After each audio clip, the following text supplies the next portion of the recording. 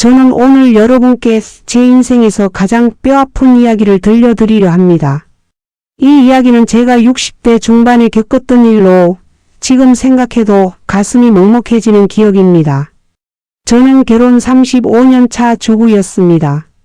남편 정수와 저는 젊은 시절 사랑으로 만나 두 아들을 키우며 평범하지만 행복한 삶을 살아왔다고 믿었습니다. 남편은 중견기업 임원으로 정년까지 성실하게 일했고 저는 아이들이 어릴 때부터 학원을 운영하며 가게의 보탬이 되었습니다. 문제는 남편이 정년퇴직을 한 후부터 시작되었습니다. 남편은 갑자기 집에 있는 시간이 많아지면서 제 일거수일투족에 간섭하기 시작했습니다. 학원 운영하는 것도 이제 그만하라고 했고 친구들 만나는 것도 자주 나가지 말라고 했습니다. 처음에는 오랜 직장 생활에서 벗어나 적응하는 과정이라고 생각하며 참았습니다. 하지만 남편의 태도는 점점 더 심해졌습니다. 제가 외출하려고 하면 어디 가느냐, 누구 만나느냐 캐묻기 시작했고 휴대폰을 보여달라고 했습니다. 35년을 함께 산 아내를 믿지 못하는 남편의 모습에 저는 충격을 받았습니다. 제가 항의하자 남편은 오히려 화를 냈습니다.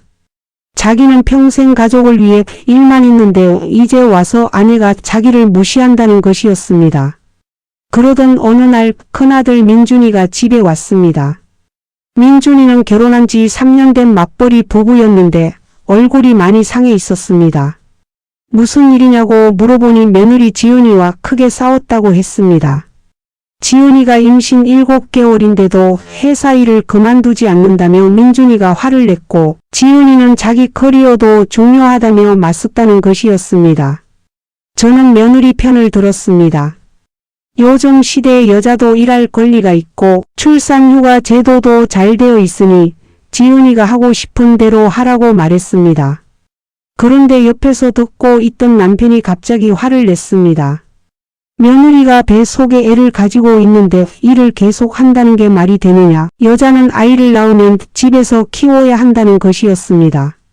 저는 남편에게 반박했습니다. 당신도 나보고 학원 그만두라고 하지 않았느냐. 나는 아이들 키우면서도 일했다. 지은이도 할 수 있다고 말했습니다. 하지만 남편은 제 말을 무시하며 민준이에게 며느리를 설득해서 회사를 그만두게 하라고 강요했습니다. 그날 이후 우리 집안은 완전히 뒤집혔습니다. 민준이는 아버지 말을 듣고 지은이를 압박했고 지은이는 결국 회사를 그만두었습니다. 하지만 지은이는 그 일로 깊은 상처를 받았고 저를 원망했습니다. 시어머니가 자기 편을 들어주지 않았다는 것이었습니다. 저는 억울했습니다. 분명히 지은이 편을 들었는데 결과적으로 며느리의 미움을 받게 된 것입니다. 둘째 아들 민석이는 형과 달리 아직 결혼을 하지 않았습니다. 40대 초반인 민석이는 직장 생활을 하면서 여자친구와 5년째 연애 중이었습니다. 그런데 결혼 생각이 없다고 했습니다. 요즘 같은 세상에 결혼해서 애 낳고 키우는 게 너무 힘들다는 것이었습니다. 남편은 민석이에게도 빨리 결혼해서 손자를 안겨달라고 압박했습니다. 하지만 민석이는 자기 인생은 자기가 선택하겠다며 아버지와 크게 다퉜습니다. 그날 이후 민석이는 집에 거의 오지 않았습니다. 명절에도 얼굴을 비치지 않았습니다. 저는 남편과 아들들 사이에서 중재하려고 애썼지만 아무도 제 말을 들으려 하지 않았습니다. 남편은 저보고 애들 교육을 잘못 시켰다고 비난했고 아들들은 엄마가 아빠 편만 든다고 서운해했습니다. 저는 어느 편도 들지 않고 중립을 지키려 했을 뿐인데 양쪽에서 미움을 받았습니다. 그렇게 1년이 지났습니다. 민준이네 집에서 손자가 태어났다는 연락을 받았습니다. 저는 기쁜 마음으로 산후조리원으로 달려갔습니다. 하지만 지은이는 저를 반갑게 맞아주지 않았습니다. 손자를 안아보려는데 지은이가 자기 엄마한테 먼저 안겨주었습니다. 저는 나중에 안아보라는 말에 한참을 기다려야 했습니다. 그날 저는 처음으로 시어머니로서의 서름을 느꼈습니다. 아들을 낳고 키워서 결혼시켰는데 며느리와의 관계에서 저는 항상 조심스러운 존재였습니다. 잘못하면 며느리를 힘들게 하는 시어머니가 되는 것 같아 늘 눈치를 봤습니다. 하지만 아무리 노력해도 며느리의 마음을 얻기는 어려웠습니다. 집으로 돌아와서 남편에게 속상한 마음을 털어놓았습니다. 하지만 남편은 제 이야기를 듣지 않고 텔레비전만 봤습니다. 저는 남편에게 물었습니다. 우리 언제부터 이렇게 되었냐고. 예전에는 서로 이야기도 많이 하고 함께 웃기도 했는데 언제부터 이렇게 남남처럼 지내게 되었냐고 물었습니다. 남편은 그제야 텔레비전을 끄고 저를 쳐다봤습니다. 그리고 한참 만에 입을 열었습니다. 자기도 외롭다고 했습니다. 평생 회사에서 인정받고 존중받으며 살았는데 집에 오니 아무도 자기를 필요로 하지 않는다는 것이었습니다. 아들들은 자기를 꼰대 취급하고 아내는 자기보다 친구들과 시간 보내는 것을 더 좋아하는 것 같다고 했습니다. 저는 남편의 말을 듣고 깨달았습니다. 남편도 저만큼이나 외롭고 힘들었던 것입니다.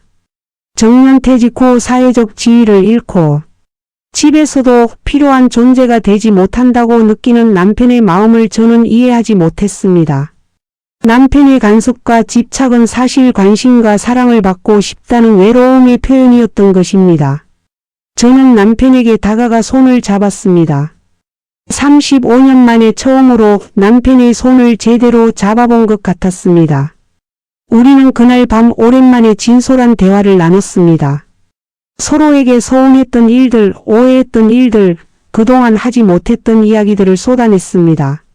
남편은 제가 학원 일에만 집중하고 자기에게는 관심이 없다고 느꼈다고 했습니다. 저는 남편이 저를 가정주부로만 보고 제 일을 인정해 주지 않는다고 생각했다고 말했습니다. 우리는 35년을 함께 살면서도 서로의 마음을 제대로 알지 못했던 것입니다. 그날 이후 우리는 조금씩 변화하기 시작했습니다. 남편은 제 학원 일을 존중해 주기 시작했고 저는 남편과 함께하는 시간을 더 많이 만들었습니다. 주말마다 함께 산책을 하거나 영화를 보러 갔습니다. 젊은 시절처럼 손을 잡고 다니지는 못했지만 나란히 걸으며 이야기를 나누는 것만으로도 행복했습니다. 하지만 아들들과의 관계는 여전히 어려웠습니다. 민준이는 아이 때문에 바빠서 자주 연락하지 않았고 민석이는 여전히 집에 오지 않았습니다. 저는 아들들에게 먼저 연락하고 싶었지만 남편이 말렸습니다. 아들들이 필요할 때 연락할 것이니 기다리라는 것이었습니다. 몇 달이 지난 어느 날 민석이에게서 갑자기 전화가 왔습니다. 만나서 이야기하고 싶다는 것이었습니다. 저는 가슴이 두근거렸습니다. 혹시 결혼한다는 소식을 전하려는 것인가 기대하면서 약속 장소로 나갔습니다. 하지만 민석이가 꺼낸 이야기는 전혀 예상하지 못한 것이었습니다. 5년을 사귄 여자친구와 헤어졌다고 했습니다. 그것도 여자친구가 다른 남자와 바람이 나서 일방적으로 통보를 받았다는 것이었습니다. 민석이는 눈물을 글썽이며 말했습니다. 자기를 정말 사랑한다고 했던 여자가 거짓말쟁이였다고 5년이라는 시간이 아무 의미 없이 사라졌다고 했습니다.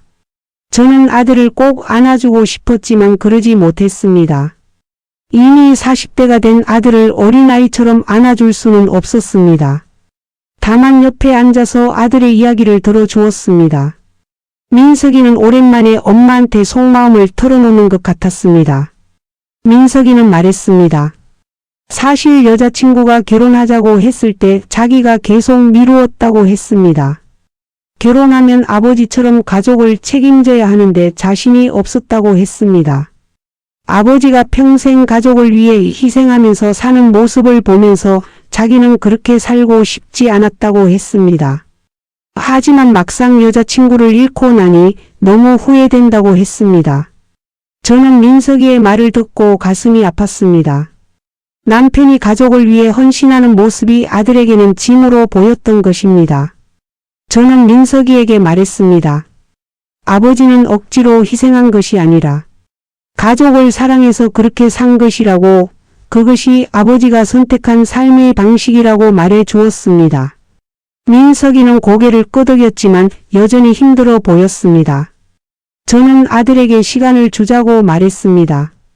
지금은 힘들겠지만 시간이 지나면 나아질 것이라고 위로했습니다. 민석이는 집으로 돌아가면서 아버지한테는 이 이야기를 하지 말아달라고 부탁했습니다. 아버지가 또 잔소리할 것 같다는 것이었습니다. 저는 남편에게 민석이 이야기를 하지 않기로 했습니다. 하지만 며칠 후 민석이가 직접 아버지를 찾아왔습니다. 그리고 남편에게 말했습니다. 자기가 잘못 생각했다고 아버지를 오해했다고 말했습니다. 남편은 아무 말 없이 아들을 안아주었습니다. 저는 부엌에서 그 모습을 보면서 눈물을 흘렸습니다. 그 일이 있고 얼마 지나지 않아서 민준이네 집에 문제가 생겼습니다. 지은이가 산후 우울증으로 힘들어한다는 것이었습니다. 아이를 낳고 회사를 그만두고 집에만 있으면서 우울해졌다고 했습니다. 민준이는 어떻게 해야 할지 몰라서 저희에게 도움을 청했습니다. 저는 바로 민준이네 집으로 갔습니다. 지은이는 머리도 제대로 빗지 않고 축 처져 있었습니다. 아기는 울고 있었고 집안은 어질러져 있었습니다. 저는 아기를 안아주고 지은이를 씻겨 주었습니다. 그리고 밥을 해주고 집안을 정리해 주었습니다. 지은이는 저를 보더니 갑자기 울기 시작했습니다. 그동안 쌓였던 감정이 한꺼번에 터진 것 같았습니다. 지은이는 말했습니다. 회사를 그만둔 것이 너무 후회된다고, 자기 정체성을 잃어버린 것 같다고 말했습니다. 아이를 사랑하지만 하루 종일 집에서 아이만 보는 것이 너무 힘들다고 했습니다. 저는 지은이를 안아주면서 말했습니다. 충분히 그럴 수 있다고, 지은이가 이상한 것이 아니라고 말해 주었습니다. 그리고 미안하다고 했습니다. 예전에 지은이 편을 제대로 들어주지 못해서 미안하다고 말했습니다. 지은이는 저를 꼭 안으면서 울었습니다. 그날 이후 저는 일주일에 2~3번씩 민준이네 집에 가서 지은이를 도와주었습니다. 아기를 봐주면서 지은이가 밖에 나가서 친구도 만나고 혼자만의 시간을 가질 수 있게 해주었습니다. 처음에는 민준이가 걱정했습니다. 어머니가 너무 힘드시는 것 아니냐고 말했습니다. 하지만 저는 전혀 힘들지 않았습니다. 오히려 손자를 돌보고 며느리를 도와주는 것이 즐거웠습니다. 지은이도 조금씩 밝아지기 시작했습니다. 제가 집에 오는 날을 기다렸고 저를 진짜 엄마처럼 대해 주었습니다. 저는 비로소 며느리와 진정한 가족이 된 것 같았습니다.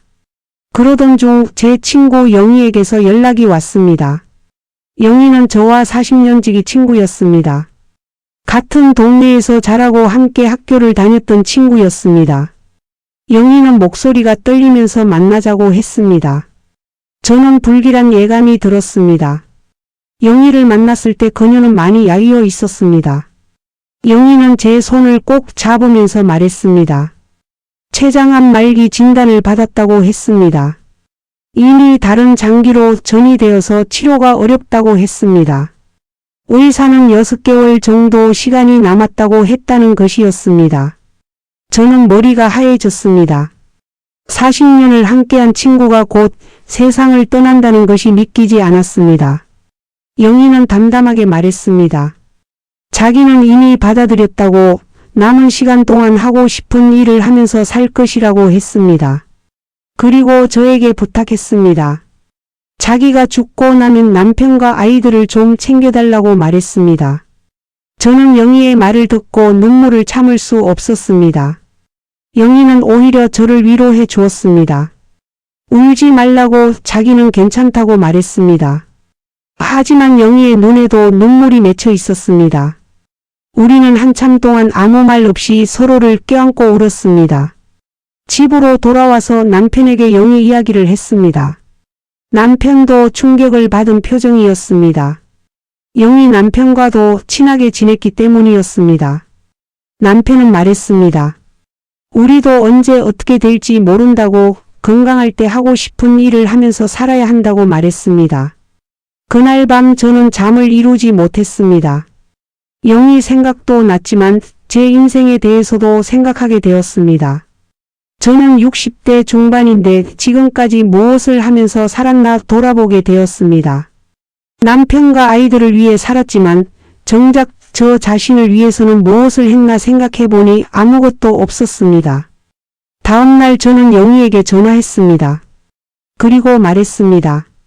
남은 시간 동안 함께 하고 싶은 일을 하자고 제안했습니다. 영희는 좋다고 했습니다.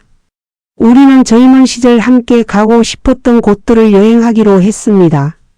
남편에게 이야기했을 때 남편은 흔쾌히 허락해 주었습니다. 가서 좋은 추억 많이 만들고 오라고 말해 주었습니다. 아들들에게도 이야기했더니 엄마가 행복하면 좋겠다고 응원해 주었습니다. 가족들의 지지 덕분에 저는 마음 편히 여행을 떠날 수 있었습니다. 영희와 저는 제주도로 떠났습니다. 젊은 시절 신혼여행으로 가고 싶었지만 형편이 안 되어 가지 못했던 곳이었습니다. 우리는 바다를 보면서 걸었고 맛있는 음식을 먹었고 사진도 많이 찍었습니다. 영희는 많이 힘들어했지만 행복해 보였습니다. 여행에서 돌아온 후 저는 남편에게 말했습니다. 우리도 여행을 가자고 제안했습니다. 남편은 처음에는 귀찮아했지만 제 간곡한 부탁에 결국 따라 나섰습니다. 우리는 국내 여행을 다니면서 젊은 시절 데이트했던 장소들을 다시 찾아갔습니다. 남편과 여행을 다니면서 저는 깨달았습니다. 우리에게 필요했던 것은 특별한 무언가가 아니라 함께하는 시간이었다는 것을 말입니다. 남편은 여행을 다니면서 점점 표정이 밝아졌고 제게 농담도 하기 시작했습니다. 결혼 초 신혼부부처럼 다정하지는 않았지만 편안하고 따뜻한 동반자가 된 것 같았습니다. 여행에서 돌아온 지 한 달쯤 지났을 때 민석이에게서 연락이 왔습니다. 새로운 여자를 만났다고 했습니다. 회사 동료인데 자기를 있는 그대로 받아들여주는 사람이라고 했습니다. 결혼은 아직 생각하지 않지만 진지하게 만나고 있다고 말했습니다. 저는 아들이 다시 사랑을 시작한 것이 기뻤습니다. 그런데 며칠 후 민준이에게서 급한 전화가 왔습니다. 지은이 친정 어머니가 쓰러졌다는 것이었습니다. 뇌출혈로 응급실에 실려갔는데 상태가 좋지 않다고 했습니다. 지은이는 병원과 집을 오가며 간호를 해야 하는데 아기 때문에 힘들어한다고 했습니다. 저는 바로 민준이네 집으로 갔습니다. 손자를 맡아서 돌보겠다고 했습니다. 지은이는 고맙다는 인사도 제대로 하지 못하고 병원으로 달려갔습니다. 저는 며칠 동안 민준이네 집에서 지내면서 손자를 돌봤습니다. 남편도 저를 도와주러 와서 함께 손자를 돌봤습니다. 지은이 친정어머니는 다행히 의식을 회복했지만 한쪽 몸을 쓸 수 없게 되었습니다. 재활치료를 받아야 했고 누군가 옆에서 계속 돌봐줘야 하는 상태였습니다. 지은이는 병원과 집을 오가며 지쳐갔습니다. 친정아버지도 나이가 많아서 혼자서는 어머니를 돌볼 수 없었습니다. 저는 지은이에게 제안했습니다. 친정어머니를 우리 집 근처 요양병원으로 옮기면 제가 자주 가서 돌봐드리겠다고 말했습니다. 지은이는 처음에는 괜찮다고 했지만 결국 제 제안을 받아들였습니다. 너무 힘들었던 것입니다. 지은이 친정어머니가 요양병원에 입원한 후 저는 거의 매일 병원을 찾아갔습니다. 식사를 챙겨드리고 말벗이 되어드렸습니다. 처음에는 어색했지만 시간이 지나면서 친정어머니와 저는 가까워졌습니다. 친정어머니는 제 손을 잡으며 고맙다고 했습니다. 며느리보다 더 잘해준다고 말씀하셨습니다. 지은이는 제게 눈물을 흘리며 감사하다고 했습니다. 친정어머니를 이렇게 돌봐주는 시어머니는 없을 것이라고 말했습니다. 저는 지은이에게 말했습니다. 우리는 이제 진짜 가족이라고 가족끼리 당연한 일을 한 것뿐이라고 말해 주었습니다. 그 일이 있고 나서 우리 가족은 더욱 가까워졌습니다. 민준이네 가족은 주말마다 저희 집에 왔고 민석이도 새 여자친구를 데리고 왔습니다. 여자친구 수진은 밝고 긍정적인 사람이었습니다. 저는 수진이 마음에 들었고 민석이가 좋은 사람을 만난 것 같아 안심이 되었습니다. 하지만 영희의 상태는 점점 나빠지고 있었습니다. 항암 치료를 받았지만 효과가 없었고 몸은 계속 약해져 갔습니다. 저는 거의 매일 영희를 찾아갔습니다. 영희는 제 손을 잡으며 말했습니다. 너를 만나서 행복했다고 40년 동안 친구로 지내줘서 고맙다고 말했습니다. 저는 영희에게 말했습니다. 나도 똑같다고 영희가 없었다면 내 인생은 훨씬 외로웠을 것이라고 말해 주었습니다. 우리는 젊은 시절 추억을 떠올리며 웃고 울었습니다. 첫사랑 이야기, 결혼 준비하던 이야기, 아이들 키우며 힘들었던 이야기, 시댁과 갈등했던 이야기들을 나누었습니다. 영희는 어느 날 제게 편지를 건넸습니다. 자기가 죽고 나면 읽어달라고 했습니다. 저는 울면서 받았습니다. 영희는 웃으면서 말했습니다. 너무 슬퍼하지 말라고, 자기는 행복한 삶을 살았다고 말했습니다. 남편도 좋은 사람이었고 아이들도 잘 컸으니 여한이 없다고 했습니다. 그리고 보름이 지난 어느 날 새벽 영희가 세상을 떠났다는 연락을 받았습니다. 저는 바로 병원으로 달려갔습니다. 영희는 평화로운 얼굴로 누워 있었습니다. 저는 영희의 손을 잡고 한참을 울었습니다. 40년을 함께한 친구와의 이별이 너무 아팠습니다. 장례식장에서 많은 사람들이 영희를 기억하며 눈물을 흘렸습니다. 영희의 남편과 아이들도 슬픔에 잠겨 있었습니다. 저는 영희의 남편을 위로하며 말했습니다. 영희가 부탁한 대로 자주 연락하고 지내겠다고 약속했습니다. 장례를 치르고 며칠 후 저는 영희가 준 편지를 꺼내 읽었습니다. 편지에는 영희의 진심이 담겨 있었습니다. 영희는 썼습니다. 자기 인생에서 가장 소중했던 것은 사랑하는 사람들과 함께한 시간이었다고 말했습니다. 돈도 명예도 아닌 사랑과 우정이 가장 큰 선물이었다고 했습니다. 영희는 제게 당부했습니다. 남은 인생을 후회 없이 살라고, 사랑하는 사람들에게 사랑한다고 표현하라고 말했습니다. 미루지 말고 지금 당장 하고 싶은 일을 하라고 했습니다. 그리고 마지막에 이렇게 썼습니다. 너를 만나서 정말 행복했다고, 다음 생에도 친구로 만나자고 적혀 있었습니다. 저는 편지를 읽으며 많은 것을 깨달았습니다. 그동안 저는 주변 사람들의 기대에 부응하느라 정작 중요한 것을 놓치고 살았다는 것을 알게 되었습니다. 남편에게, 아이들에게, 친구에게 사랑한다는 말을 제대로 해본 적이 없었습니다. 고맙다는 말도 미안하다는 말도 제대로 하지 못했습니다. 저는 결심했습니다.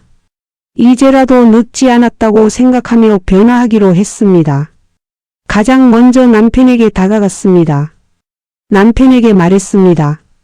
그동안 고마웠다고 사랑한다고 말했습니다. 남편은 처음에는 어색해했지만 이내 제 손을 꼭 잡아주었습니다. 민준이와 지은이에게도 전화했습니다. 그동안 며느리로 대했지만 이제는 딸처럼 생각한다고 말했습니다. 지은이는 전화기 너머로 울면서 고맙다고 했습니다. 민석이에게도 연락해서 항상 응원한다고, 내가 선택한 삶을 존중한다고 말해 주었습니다. 그리고 학원 선생님들과 학생들에게도 감사 인사를 전했습니다. 오랫동안 함께 일해준 선생님들에게 고맙다고 말했고, 학생들에게는 늘 열심히 공부하는 모습이 자랑스럽다고 말해 주었습니다. 작은 표현이었지만 모두들 기뻐했습니다. 영희의 죽음은 제게 인생의 큰 전환점이 되었습니다. 저는 남은 인생을 후회 없이 살기로 다짐했습니다. 다 하고 싶었던 일들을 목록으로 만들어서 하나씩 실천해 나가기 시작했습니다. 그림을 배우고 싶었던 소망도 이루었고 봉사활동도 시작했습니다. 남편도 저와 함께 변화했습니다. 남편은 노인복지관에서 컴퓨터를 가르치는 봉사를 시작했고 취미로 사진을 배우기 시작했습니다. 우리는 함께 사진 동호회에 가입해서 주말마다 사진을 찍으러 다녔습니다. 젊은 시절보다 지금이 더 행복하다고 느껴졌습니다. 그렇게 1년이 흘렀습니다. 민석이가 어느 날 저녁 식사 자리를 마련했다고 연락했습니다. 중요한 이야기가 있다며 가족들을 모두 불렀습니다. 저는 혹시나 하는 기대를 가지고 남편과 함께 식당으로 갔습니다.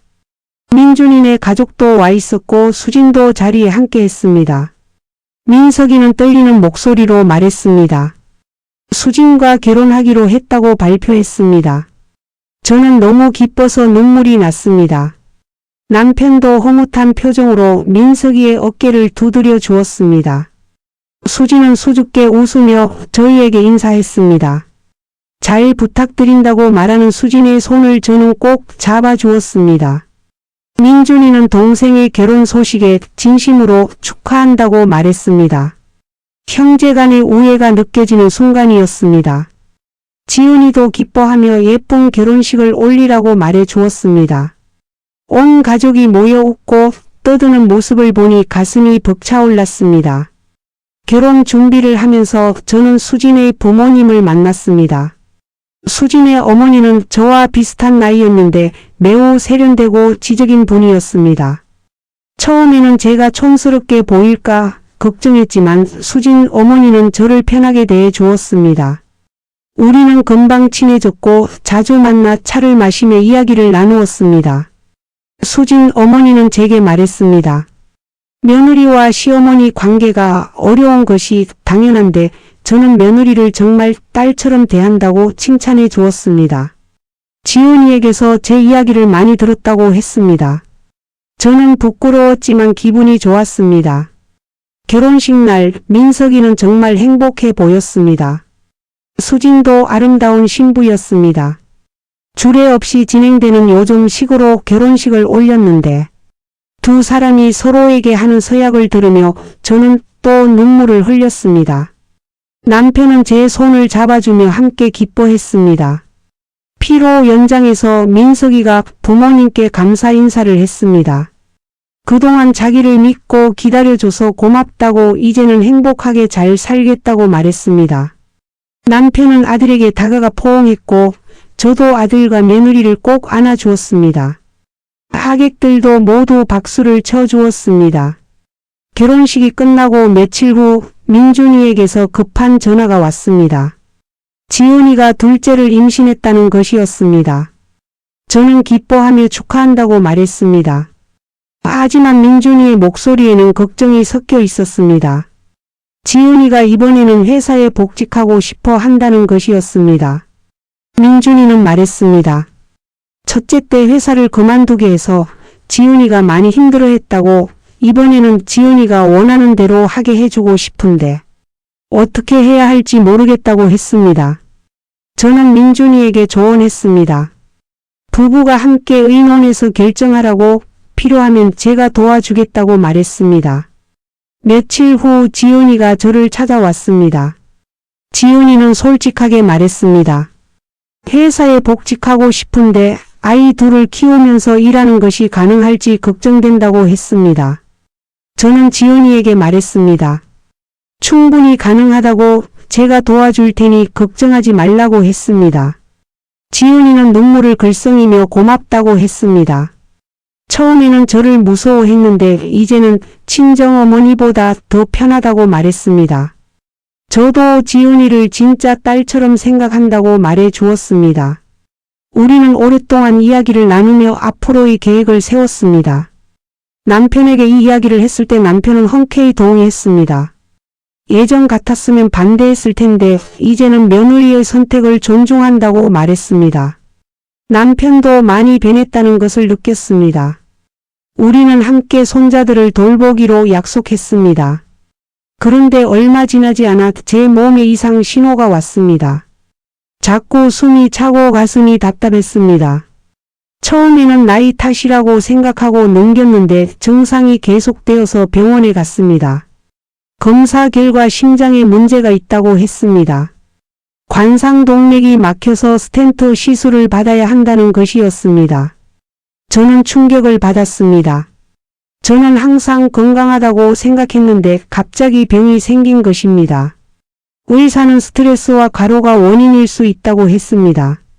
학원 일과 손자 돌보기, 지은이 친정어머니 간병까지 하면서 무리했던 것 같았습니다. 남편에게 이야기했을 때 남편은 얼굴이 하얗게 변했습니다.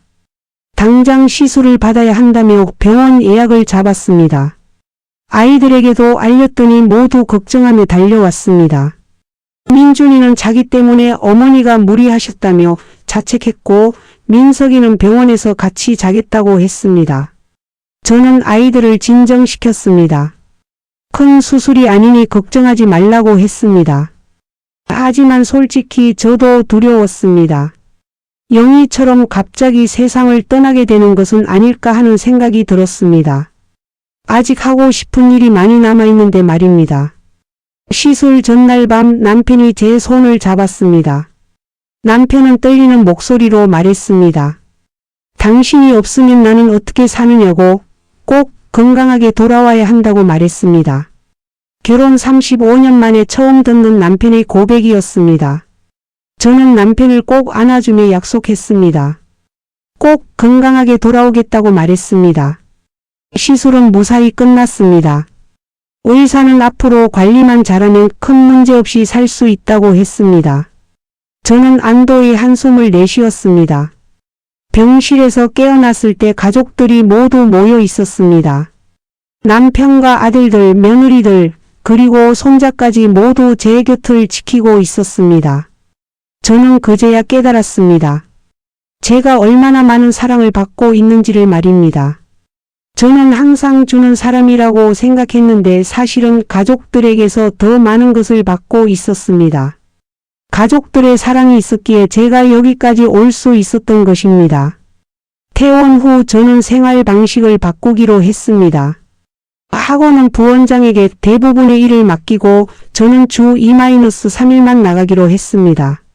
손자 돌보기도 무리하지 않는 선에서 하기로 했습니다. 무엇보다 제 건강을 챙기는 것이 가족을 위하는 길이라는 것을 알았습니다. 남편도 저를 적극적으로 도와주었습니다. 함께 산책하고 건강식을 만들어 먹었습니다. 남편은 요리를 배워서 제게 맛있는 음식을 해주었습니다. 서툴렀지만 남편이 만들어준 음식은 세상에서 가장 맛있었습니다. 지훈이는 회사에 복직했습니다. 저와 남편이 번갈아가며 손자들을 돌봐 주었습니다. 힘들기도 했지만 손자들과 함께하는 시간은 행복했습니다. 아이들의 웃음소리가 집안을 가득 채웠습니다. 민석이네도 좋은 소식이 있었습니다. 수진이 임신을 했다는 것이었습니다. 저는 세 번째 손자를 기다리는 마음으로 설렜습니다. 수진은 저에게 태교에 대해 물어보고 조언을 구했습니다. 저는 수진에게 제 경험을 이야기해주며 든든한 지원자가 되어 주었습니다. 수진의 임신 소식 이후 저희 가족은 더욱 분주해졌습니다. 민석이는 아이가 태어나면 더 넓은 집으로 이사해야 한다며 집을 알아보기 시작했습니다. 저는 민석이에게 조언했습니다. 무리하지 말고 형편에 맞게 하라고, 부모로서 가장 중요한 것은 아이에게 사랑을 주는 것이라고 말해 주었습니다. 그러던 어느 날 지훈이 친정어머니에게서 연락이 왔습니다. 재활 치료가 잘 되어서 이제 혼자 걸을 수 있게 되었다는 것이었습니다. 친정어머니는 제게 감사하다고 말씀하셨습니다. 제가 자주 찾아와서 힘이 되었다고, 덕분에 포기하지 않고 재활에 전념할 수 있었다고 하셨습니다. 저는 친정어머니를 뵙고 깜짝 놀랐습니다. 예전보다 훨씬 건강해 보이셨습니다. 친정어머니는 제 손을 꼭 잡으시며 말씀하셨습니다. 이 세상에 이렇게 좋은 사돈이 어디 있느냐고, 전생의 나라를 구한 덕분에 저를 만났다고 말씀하셨습니다. 저는 부끄럽고 감사했습니다. 친정어머니가 퇴원하시는 날 온 가족이 모였습니다. 지은이는 어머니를 부축하며 눈물을 흘렸습니다. 민준이도 장모님이 건강해지신 것을 진심으로 기뻐했습니다. 우리는 함께 식사하며 즐거운 시간을 보냈습니다. 두 집안이 진짜 한 가족이 된 것 같았습니다. 그즈음 제가 운영하는 학원에도 변화가 있었습니다. 오랫동안 함께 일했던 부원장이 학원을 인수하고 싶다고 제안했습니다. 저는 고민했습니다. 20년 넘게 운영해온 학원을 넘겨주는 것이 아쉬웠습니다. 하지만 이제는 손을 놓을 때가 된 것 같았습니다. 남편과 상의했을 때 남편은 제 결정을 존중한다고 했습니다. 하고 싶으면 계속하고 그만두고 싶으면 그만두라고 말했습니다. 저는 며칠을 고민한 끝에 학원을 넘기기로 결정했습니다. 부원장은 정말 기뻐하며 더 잘 운영하겠다고 약속했습니다. 학원을 정리하고 나니 마음이 홀가분했습니다. 동시에 허전하기도 했습니다. 그동안 일에 매달려 살았는데 갑자기 시간이 많아지니 무엇을 해야 할지 막막했습니다. 남편도 비슷한 경험을 했기에 제 마음을 이해해 주었습니다. 남편은 제게 제안했습니다. 함께 해외여행을 가자고 말했습니다. 결혼 이후 한 번도 해외여행을 가본 적이 없었습니다. 젊었을 때는 돈이 없어서, 나이 들어서는 시간이 없어서 가지 못했습니다. 이제는 돈도 시간도 있으니 가보자는 것이었습니다. 저는 설레는 마음으로 여행 준비를 했습니다. 아들들에게 이야기했더니 모두 좋아하며 응원해 주었습니다. 지은이는 여행지 정보를 찾아주었고 수지는 여행용품을 선물해 주었습니다. 손자들은 할머니 할아버지가 비행기 타는 게 신기하다며 공항까지 배웅 나왔습니다. 우리는 유럽으로 떠났습니다. 파리의 에펠탑 앞에서 사진을 찍고 로마의 트레비 분수에서 동전을 던졌습니다. 남편은 제 손을 잡고 함께 걸으며 말했습니다. 이렇게 행복한 적이 없다고, 당신과 함께 여행할 수 있어서 감사하다고 말했습니다. 저는 남편을 보며 생각했습니다. 35년을 함께 살았지만 남편을 제대로 알게 된 것은 최근 몇 년이었습니다. 남편도 외롭고 두려운 사람이었고 사랑받고 싶어 하는 사람이었습니다.